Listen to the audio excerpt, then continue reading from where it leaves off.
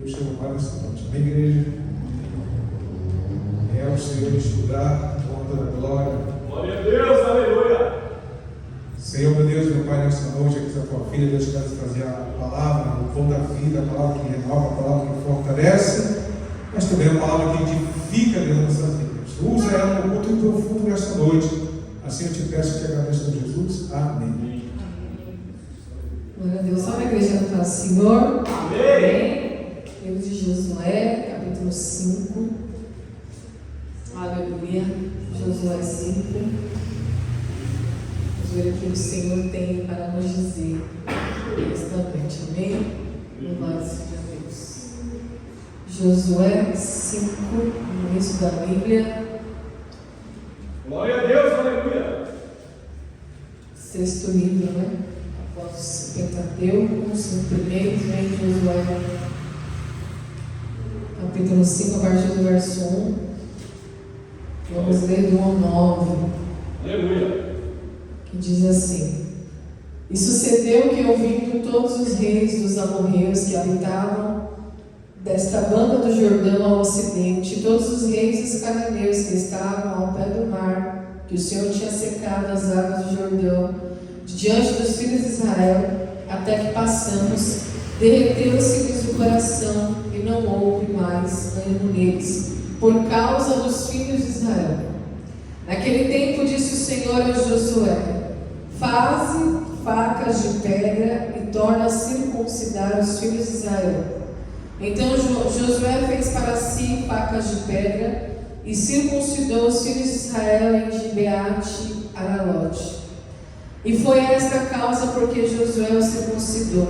Todo o povo que tinha saído do Egito, os varões, todos os homens de guerra, eram já mortos no deserto pelo caminho, depois que saíram do Egito.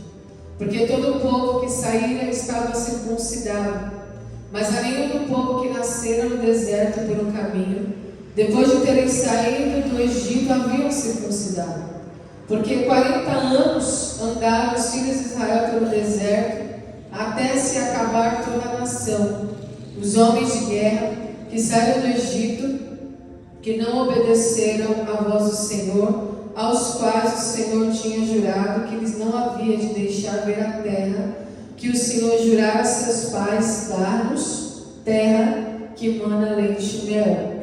Porém, em seu lugar pôs a seus filhos, a este Josué circuncidou, porquanto estavam incircuncisos, porque os não circuncidaram no caminho. E aconteceu que, acabando de circuncidar toda a nação, ficaram no seu lugar no arraial até que sararam. Disse mais o Senhor a Josué: Hoje revolvi de sobre vós o opróbrio do Egito, pelo que o nome daquele lugar se chamou Gilgal até o dia de hoje. Amém? Até aqui, louvado seja Deus. Deus é maravilhoso, irmãos. Esse nosso Deus, Ele é um Deus tremendo, Ele é um Deus fiel. Ele verdadeiramente, Ele cumpre tudo aquilo que Ele prometeu. Existem alguns detalhes no capítulo 5, até aqui onde nós lemos no verso 9, que fala acerca dos propósitos de Deus. Nós sabemos que Moisés foi levantado como um libertador do povo de Israel e foi conduzindo o povo pelo deserto, peregrinando esse tempo todo para entrar na terra prometida, haver algum objetivo de entrar na terra. Mas alguns homens que passaram pelo deserto não conseguiram chegar até o fim da jornada. Uns pela incredulidade, outros pela murmuração, outros pela idolatria e outros porque simplesmente, irmãos, não creram na palavra do Senhor, na promessa do Senhor. Então aqueles que não creram, aqueles que murmuravam, eles acabaram sendo sucumbidos no deserto, né? Não chegaram até o fim da sua jornada. E aqui, irmãos, a Bíblia diz que vem Josué levantado como sucessor de Moisés para dar continuidade a esta missão. Josué ele é levantado, irmãos, para concluir o propósito, já que Moisés não entrou na terra, não viu a terra, não concluiu o propósito, porém deixou exemplo, ele deixou legado, ele deixou ali, vamos dizer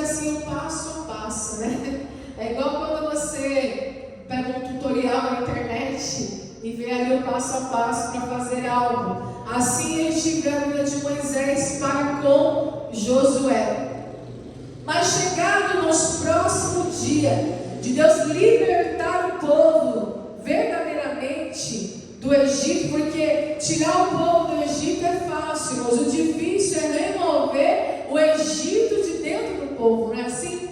Tirar o povo do Egito foi fácil, porque eles queriam aquela libertação física, aquela libertação geográfica. Eles não queriam mais viver naquela vida de escravidão, mercê ali dos egípcios, do faraó. Então é fácil arrancar o povo do Egito. O difícil era tirar o Egito de dentro do povo.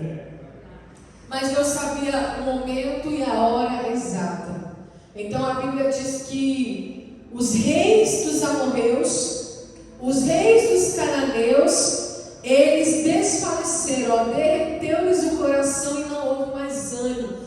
Irmãos, olha só que coisa interessante. Deus, eu estava lendo a Bíblia esses dias e eu vi essa palavra, se eu não me engano, lendo a história de Davi, que Deus suscita o Espírito.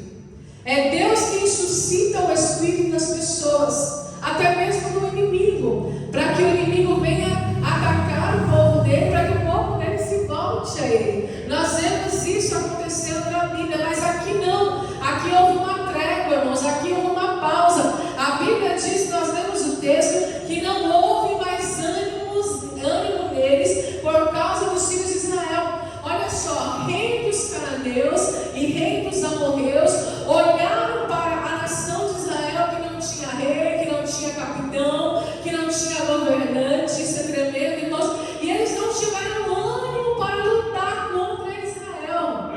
Olha que coisa linda, irmãos. Eles não tiveram ânimo, o coração deles se desfaleceu, se derreteu quando eles olharam para o povo de Israel. Então o próprio Deus criou, irmãos, suscitou esse espírito, criou essa circunstância para que o povo fosse livre, porque não bastava o deserto.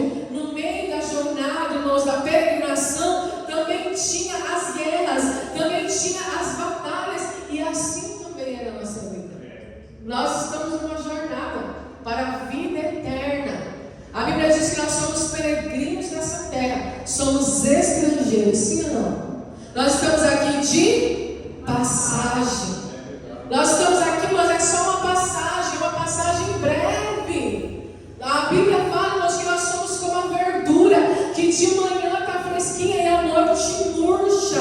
É assim que nós somos. Nós estamos aqui de passagem. Por isso que nós vemos o exemplo do deserto. Tem que sair do Egito, tem que se purificar do Egito. O Egito é a representação do mundo. A passagem pelo deserto nada mais é do que essa purificação. Só que a purificação Deus queria entregar. Ele entregou maná, o povo se enjoou do maná. Maná tinha gosto de azeite fresco. E eles queriam carne. Vocês querem carne? Então vocês vão comer carne até pelo nariz. Está escrito na Bíblia. Deus fez, irmãos, 20 codornizes e elas começaram a cair baixinho assim, ó, a ponto deles conseguirem pegar até no ar. E a Bíblia diz que foi ali uma chuva, uma enxurrada de carne que tinha ali, irmãos, um caminho de um dia que Deus enviou. Porque Deus, quando Ele dá, irmãos, Ele dá com força. Deus é generoso. Quando Ele abençoa mesmo o seu povo. Porque Deus é o único que pode nos abençoar. Porque a Bíblia diz que Ele é o dono do ouro e da prata, irmãos. E Ele abençoa com abundância, até mesmo quando Ele quer dar uma lição. Vocês querem carne? Então vocês vão ter carne com abundância. Vai sair até pelo nariz agora. E era um povo difícil, irmãos. Era um povo de dura cerviz. Porém, Josué está aqui na peleja, na caminhada. Deus faz com que aqueles reis percam ânimo. Irmãos, Israel não tinha general de guerra. Israel não era uma nação que tinha um poder bélico poderoso. Não tinha. Qualquer um poderia destruir Israel. Mas os reis olharam para a nação e a Bíblia diz que eles não tiveram ânimo. Por quê? Porque Deus já havia dado decreto. Hoje eu decidi remover a humilhação do meu povo.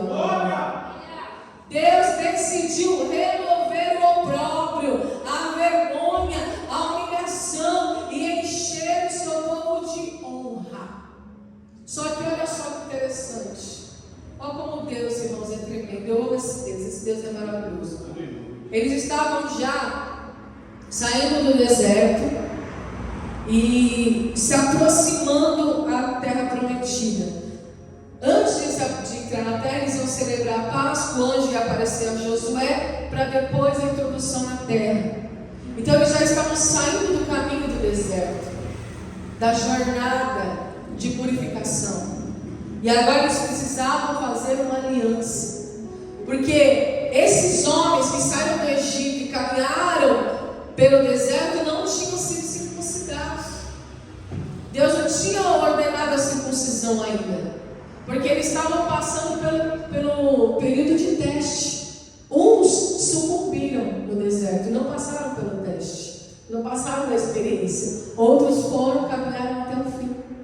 Então olha só, Deus lança os inimigos para longe, paralisa o poder do adversário, e agora Deus está mostrando que a luz no fim do túnel, Ele está mostrando a terra prometida, o fim da jornada. Mas Ele faz aqui outra pausa, Ele fala: Josué, você vai pegar o povo agora e vai circuncidar todos os homens, porque eu quero uma nação que tenha aliança comigo.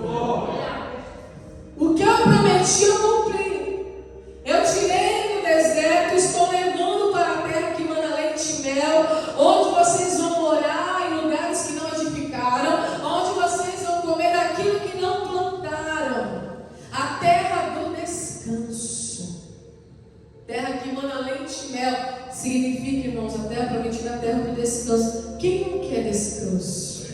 Quem não gosta de descanso, irmãos? A nossa alma precisa, a nossa alma necessita. Porque, irmãos, no descanso a gente contempla a beleza de Deus. Quando a gente está naquela correria, né, irmão, no piloto automático, corre para lá e corre para cá, obrigação, é trabalho, é horário aqui, você não consegue parar para contemplar a beleza de Deus. Descanso, irmãos, é um princípio espiritual que nós não podemos abrir mão. Deus, Ele é o Deus que quer dar descanso para a tua alma. Jesus falou: vinde a mim todos que estáis cansados e sobrecarregados, e eu vos aliviarei. E aprendei de mim, que sou manso e humilde de coração. Tomai sobre vós o meu jugo, porque o meu jugo é suave, o meu fardo é leve. Quando ele fala assim: vinde a mim todos que estão cansados e sobrecarregados, e eu vos aliviarei, eu vos darei descanso. Aleluia. E encontrareis descanso para a vossa alma.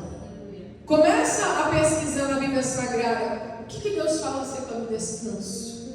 Pesquise, estude. Você vai ver que tem muitas passagens que falam disso. O Salmo fala muito disso, o salmista.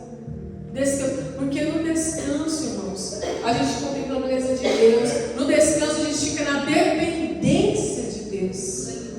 E Ele é um Deus, irmãos, que Ele deseja que o seu povo dependa dEle. Por isso que Ele levou para o deserto.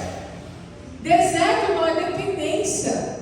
Enquanto eles estavam no Egito, eles estavam trabalhando, era uma escravidão, mas eles estavam trabalhando em troca de terra e de comida. No deserto, não, você tem que depender de Deus. Não tem nenhuma nação poderosa para te dar terra e comida. O maná cai do céu, é o sobrenatural, é a coluna de nuvem, é a coluna de fogo, é o trovão, é o relâmpago, é a chuva, é o monte fumegando. São as coisas sobrenaturais. É isso, irmãos, que a nossa vida cotidiana, esse século que nós estamos vivendo, essa tecnologia toda pela qual nós estamos envolvidos, é o que está nos tirando, né? De contemplar o sobrenatural de Deus. A gente se esquece muitas vezes, irmãos, que nós somos dependentes daquele que nos criou. Porque é do céu, a bênção vem do céu, a provisão vem do alto, vem do céu. Então, quando ele fala assim, você vai circuncidar, porém em seu lugar pôs os seus filhos, e a estes Josué circuncidou no 7, porquanto estavam incircuncisos, porque os não circuncidaram no caminho, não foi na jornada. Porque para todas as coisas há um tempo determinado. Deus tem um propósito. Há um propósito debaixo do céu para todas as coisas, um tempo determinado. Então não foi durante a jornada, foi no final. Deus ordena que Josué circuncide aquele povo, faça aliança com aquele povo. E aí ele diz: hoje removi de sobre vós o opróbrio, tirei de vocês a vergonha. Ou seja, hoje se completa a purificação. A vergonha, o opróbrio, a escravidão, a dependência do sistema, a dependência daquilo que é material, a dependência. É por isso que Jesus ele é tão maravilhoso que ele vai ensinar os discípulos e ele fala: não quero que vocês andem ansiosos por coisa alguma, nem porque pelo que vocês vão comer, beber ou vestir.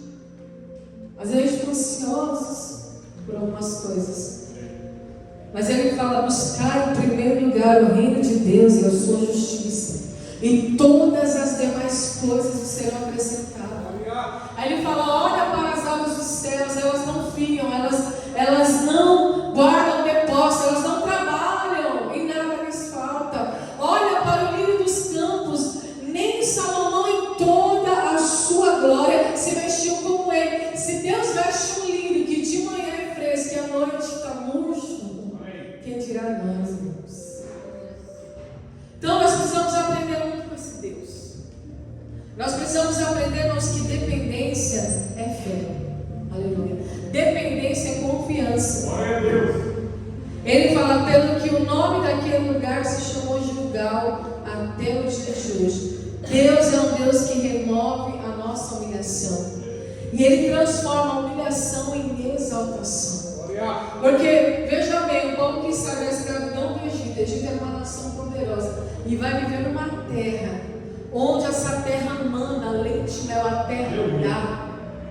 Aleluia. E eu creio muito nessa palavra, irmãos. Eu creio muito nisso. Mas isso é para quem crê, igreja, é para quem tem fé. Aleluia. É para quem verdadeiramente confia e depende daquele que fez todas as coisas. Você não precisa se preocupar com coisa alguma. Aleluia.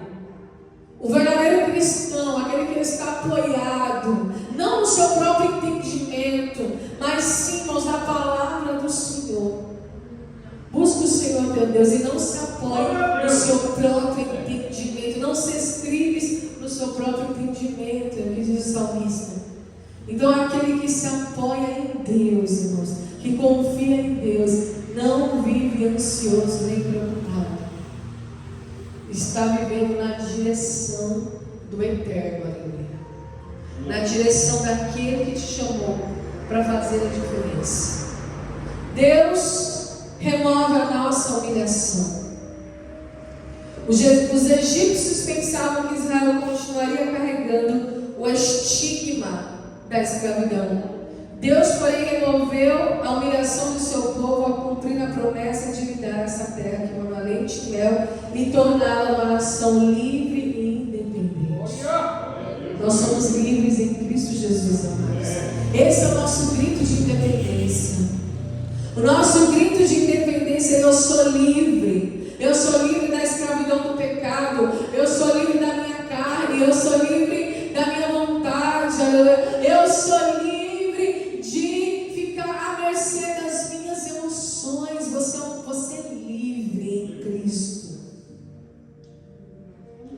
Deus faz a promessa de remover a humilhação do seu povo. Está escrito lá em Isaías 61, eu ia falar essa palavra. Porque por vossa dupla vergonha e afronta exultarão pela vossa parte, pelo que na vossa terra possuirão o dobro e terão perpétua alegria. Para cada dia de vergonha haverá dupla honra. É a palavra do Senhor. Ele falou para o profeta Isaías. Ele falou também que o Senhor completa a alegria do seu povo com a promessa de remover definitivamente a humilhação. Ele está escrito em Joel 2, 26 e 27: e comereis fartamente e ficareis satisfeitos. Fartamente, irmãos. Ele é um Deus de fartura. fartura, de abundância. E louvareis o nome do Senhor vosso Deus, que procedeu para convosco maravilhosamente. E o meu povo não será mais envergonhado. Coloca aí, Pedro, por favor, Joel 2, 26, 27. Essa é uma promessa maravilhosa, irmãos. Glória a Deus. Ó, e comereis abundantemente e vos fartareis. E louvareis o nome do Senhor vosso Deus, que procedeu para convosco maravilhosamente, e o meu povo nunca mais será envergonhado. E vós sabereis que eu estou no meio de Israel, e que eu sou o Senhor vosso Deus, e que não há outro, e o meu povo nunca mais será envergonhado. Ele fala por 2 vezes. Ele é o Deus que remove, irmãos, a própria vergonha e te faz assentar em mesas abundantes aqui, em lugar de príncipes e de princesas. Você crê nessa palavra? Aleluia. Em Sofonias 3, 14 e 15, o Senhor disse ao seu povo: canta alegremente, ó filha de Sião, e rejubila Israel. Sofonias 3, 14 e 15. Olha lá. 14 ao 15.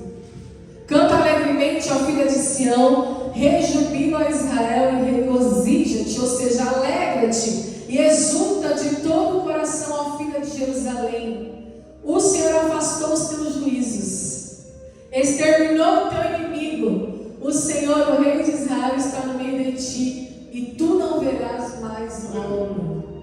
Isso, irmãos, essa é uma promessa mais verdadeira. Deus, ele não se alegra quando nós somos ali atacados ou afrontados pelo mal. De fato que às vezes é necessário para o nosso crescimento, para que a gente se aproxime dele, mas esse não é o propósito original de Deus. Deus é um Deus que quer dar com abundância, que gosta. Deus é um Deus que ama abençoar as nossas vidas. O próprio Deus permite alguma humilhação em nossa vida para depois nos exaltar. Lembra quando Jesus falou que todo aquele que se humilhar será exaltado? E todo aquele que se exaltar também será humilhado? O contrário também pode acontecer. Deus nos exalta no próprio lugar em que nós somos humilhados, para que todos vejam a sua glória em nossa vida. Está lá em Esther 8, 15 e 16. Aleluia. Então Mardoqueu saiu da presença do rei com veste real azul celeste e branca, como também com uma grande coroa de ouro e com uma capa de linho fino e púrpura. E a cidade de Suzã exultou e se alegrou. Quem foi esse Mardoqueu? E para os judeus houve luz e alegria e gozo e honra. Volta um pouquinho, 15, Pedro. Mardoqueu era o tio ou primo de Esther, que foi perseguido por Amã. E no lugar da sua perseguição ele recebeu honra. Amã foi enforcado na própria forca que ele havia mandado fazer para Mardoqueu. Por quê? Porque esse homem aqui, ele não se prostrava a homens, ele só se prostrava a Deus. Amã passava, era o conselheiro do rei, e ele queria que os judeus se prostrassem a ele, como se ele fosse o próprio rei, mas Mardoqueu não se prostrava. Mardoqueu quebrava por protocolo, irmãos. Ele não se submetia ao sistema. Ele passou pela perseguição, pelo medo, pela afronta, mas ele foi honrado. Deus tirou a própria vergonha dele. Olha só, ele saiu da presença do rei com veste real. O rei colocou a sua própria roupa nele. Veste real azul celeste e branco. Isso lembra o quê? Os céus. Azul celeste e branca. Como também com uma grande coroa de ouro. A nossa coroa que nós vamos receber. A coroa de justiça. A coroa da vida. A coroa de vitória. Por isso, irmãos, vale a pena passar pela aprovação aqui. Vale a pena, nem que você tenha que passar pelo próprio e pela vergonha, mas se você for fiel a Deus, Ele vai te honrar, Ele vai te exaltar, aleluia. E com uma capa de linho fino e púrpura, irmãos, linho fino e púrpura são as vestes dos salvos, está escrito em Apocalipse, é a veste dos santos, é tecido de altíssima qualidade, linho fino e púrpura.